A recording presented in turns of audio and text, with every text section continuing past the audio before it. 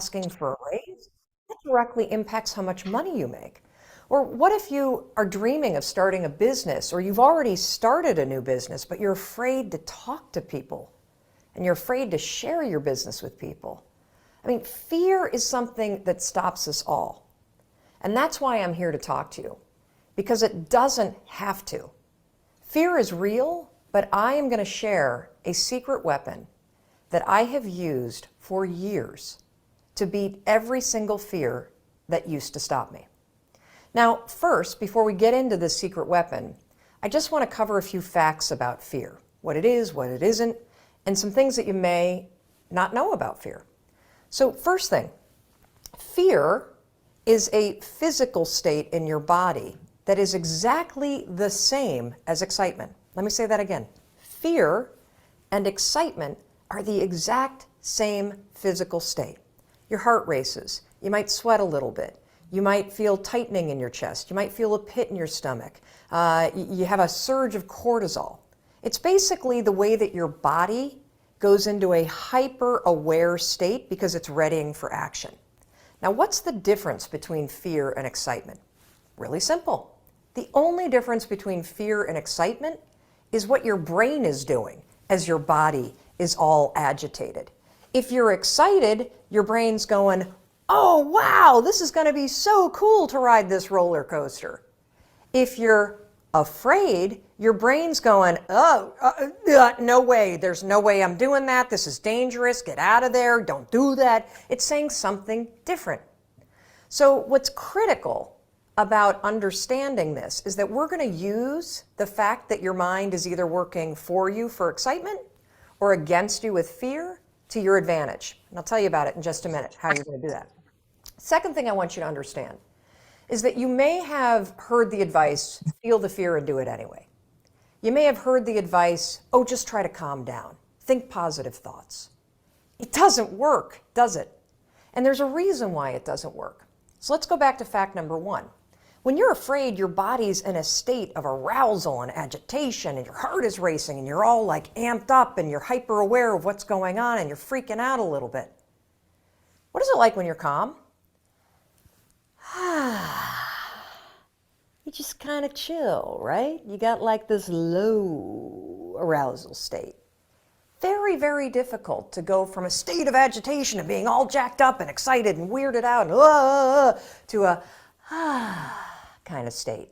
It doesn't work. It's like trying to stop a train by throwing a boulder on the tracks. It's going to make the train jump off the tracks. It's going to cause a disaster. In fact, they've proven in research that when you try to ignore your fears, it actually makes them worse. And they've also proven in research that positive thinking alone also can make your fears worse. So, what do you do? What do you do when you're about to go talk to your boss and you feel afraid? What do you do when you have to get on a plane and you're actually terrified of flying? What do you do if you got to give a presentation and you are afraid of public speaking? Here's what you're going to do. You're going to use a strategy, the same one that I use, that has helped me beat every single fear and turned me into somebody that is terrific when it comes to a high-stress situation. This is how you do it. You're going to use my 5-second rule in combination with what I call an anchor thought, and that is going to reframe what your mind is doing so that your mind goes from feeling agitation and making you afraid to reframing it from agitation to excitement. It works like magic. Now, I have used this technique for years, literally for years. And one of the ways that I want to introduce you to it is I want to take you backstage. I want to take you backstage to a speech that I delivered this year. And what you're going to see is you're going to see me behind, the major set. I'm about to walk out. You can kind of hear the crowd roaring. My introductory video is playing. My body is in a state of arousal. I am literally, my heart is racing, my arms are sweating. Like you're going to see this. I'm going to tell you about it. And you're going to watch me use this same technique I'm going to teach you to reframe my nerves into excitement. Check this out. All right, I'm about to go on stage. There are 7,000 people out there, and it's so exciting because what they don't know is they're about to learn the 5-second rule, and their lives will never be the same again. Now, I gotta tell you, my heart is racing, my armpits are sweating, I have the exact same physiological feeling as when I'm afraid, but I'm not afraid. I'm excited. Excitement and fear is the exact same thing in your body. It's just Helen Hadsell was able to win any competition she took part in. She was known as the contest queen. what your brain calls it. Here's a trick that's proven by science that I use every time I speak. When I start to sweat, when I start to have butterflies, when I start to have my heart race, I say, I'm excited. I'm excited to get out there. I'm excited to talk to these people. I'm excited to share the 5-second rule. And what that does is it sends a message to my brain that tells my brain why my body's all agitated and excited. And that way, I don't feel afraid. Remember, excitement and fear, exact same thing in your body. The only difference is what your brain calls it. Go get them. Now, I want to give you one more example, just to make sure that you really get how you can use this. So a lot of you have written to me about your fear of flying, and I can really relate to that fear because I used to have the exact same fear. But I use this same strategy to conquer it. Here's how you're going to do it. So first things first, if you've got to do something that really makes you nervous or that you're afraid to do, before you're about to do it, come up with an anchor thought. What's an anchor thought? Well, an anchor thought is something that's going to anchor you so that you don't escalate any situation into a full-blown panic attack or into a situation where you screw things up. It's a way for you to anchor yourself so you maintain control over what you're thinking and how you behave. So here's an example with flying. It's important when you're creating an anchor thought to pick something that is in the proper context of what you're afraid to do. So for flying, pick an anchor thought that has to do with the trip that you're taking. So if I'm boarding a plane to fly back home to Michigan, an anchor thought might be a picture in my mind of my mom and I walking on the shores of Lake Michigan where I grew up. That's a thought that makes me happy, it makes me excited, and it's also related to the trip that I'm taking. If you have a conversation that you need to have with your boss, pick an anchor thought about how you feel after having that conversation. Maybe it's you picking up the phone and calling somebody that you love and saying, oh my gosh, it went so well. Or, you walking out of the meeting and feeling like, yeah, I survived that conversation. I feel pretty good about myself. So now that you have your anchor thought, you're ready to beat the fear. How you're going to do it is this. So let's go back to the example of the plane. I'm on the plane, I'm flying to Michigan. We hit turbulence. My body's going to start getting agitated, right? I'm starting to get nervous. My heart starts to race. One of two things can happen. I can't control how my body might feel, but I can always control what I'm thinking about, and I can always control how I act. And so can you. So when I'm on a plane and the turbulence hits, 5, 4, 3, 2, 1, that's step one. And it's essential. And the reason why using the 5-second rule, 5, 4, 3, 2, 1, is essential is because that is how you switch the gears in your mind, you awaken your prefrontal cortex, and you trigger your brain that you're now in control of your thoughts. You've interrupted the fear. You've settled your thoughts, and now your brain is ready for that anchor thought. So then what I do after I go 5, 4, 3, 2, 1 is I insert the anchor thought that I've already come up with before the flight. I start thinking about walking on the beach and being with my mom and my dad. And I start telling myself, I'm so excited to walk on the shores of Lake Michigan. I'm so excited to see my parents. Now something remarkable is going to happen in your brain. Because you've interrupted the fear, and because you've used the 5-second rule to assert control and awaken your prefrontal cortex, and because you have an image that contextually makes sense to your brain because you're flying to Michigan, you know what your brain does? Your brain goes, Mel's excited to go to Michigan because my body is in a state, remember the first fact? Fear and excitement, exact same thing. What's the difference between fear and excitement? What your brain is saying. Using the 5-second rule and an anchor thought, you can actually switch the gears in your mind and reframe the thoughts of fear into thoughts of excitement. And because you have a vision that makes sense based on what you're doing, your brain buys it. You just tricked your brain. Now, Dana used this technique. She says she's never been so calm when she's been flying. And Sarah used it too. Now, Sarah wrote us she was petrified of flying, but utilizing the 5-second rule in 5, 4, 3, 2, 1 with an anchor thought, check out this photo of her on a helicopter tour in Hawaii. Not only was the tour amazing, but here's what's really amazing. If fear stops you, this will change your life. And for those of you that are afraid of public speaking, check out this photo of Carol. She also had a fear of public speaking. And by using this technique that I've just explained to you, 5-second rule, anchor thought, reframe your thoughts from fear to excitement, something incredible happened. She was able to beat her fear and give a speech to her nursing colleagues. And that was something that was a life goal and also something she checked off her bucket list. Fear is real. You can't control the feelings that are going to rise up in your body when you're on a plane or when you're talking to your boss or when you see somebody that's attractive and you really want to go over and talk to that person.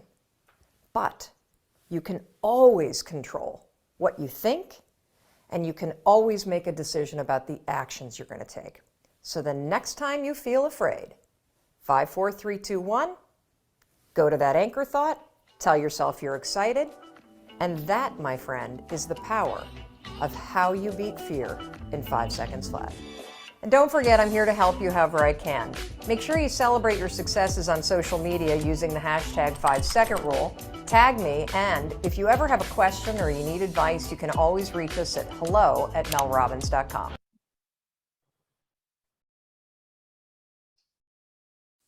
Okay. If you're watching the recording, you'll notice that you missed a little bit of the front. You didn't miss much, just me stumbling all over myself trying to find the video. So what did y'all get? Anything you didn't realize before or didn't think about before?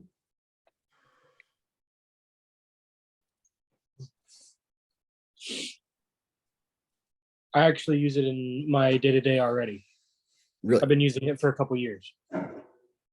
Yep, I used it since I graduated college because fears created things in my life that shouldn't be there. So I've been using not necessarily the 5 like what she was saying, Right. but basically make yourself feel excited. So I've been using that for a while actually, but I've never heard of the 5 the 5-second rule or whatever she said. But yeah, I've been using that for a while now. Cool. And so I take it works. Yeah, it does. It just like what I use is basically feel excited rather than have fear, because if you feel excited, it is the same feeling. So I got taught that actually way back in middle school football, is when you have fear, you just make yourself feel excited. My football coach told me that 8th grade year. It's actually crazy that we're talking about that now. Wow. that was 10, 15 years ago, but that still sticks in my brain, so That's cool. That's pretty cool. we're little kids, so it's pretty cool. The thing that got me was I never realized that fear and excitement physiologically, like your body is going through the same things when you're excited or when you're afraid. I just always assumed that fight or flight thing. It was like totally opposite. You know what I mean? If you're excited about something, it's but you think about it, I mean, it is the same. You get the butterflies in your stomach, the sweaty palms. It is the same. So it's just reframing the way your brain is interpreting what your body is telling it. Anything else?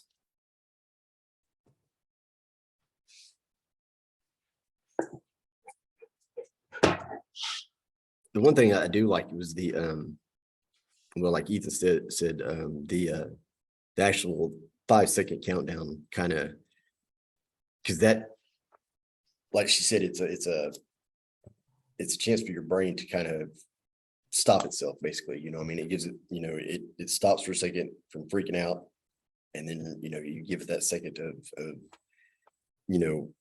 breaking the thought process to whenever you do start thinking your anchor thoughts, it actually works. Because if you don't take that time to to reset your brain, I could see how it would be a little bit more difficult, I would think. I don't know, Ethan might be able to talk better on that. But yeah, so yeah, I hopefully this is something everybody can use. I've tried it a couple times. It does make a difference. I will tell that. I think the important thing is getting a good anchor thought. You have to have something that, because I don't know about you, but some of those, what's the word I'm looking for?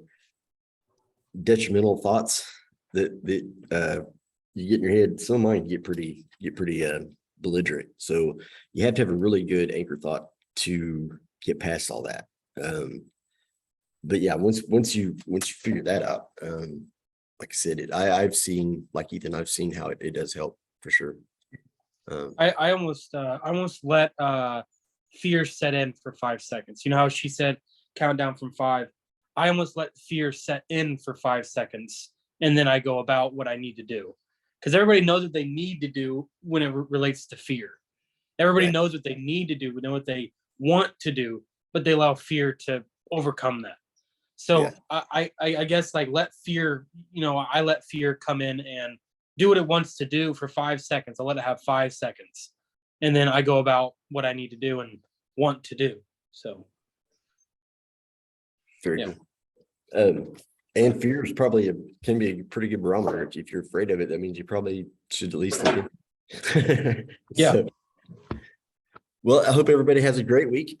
Like I said, if you just caught the recording, you didn't miss much there at the beginning.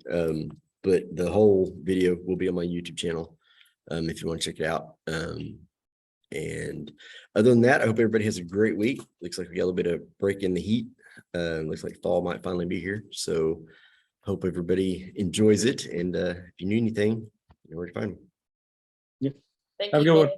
See y'all later. Bye.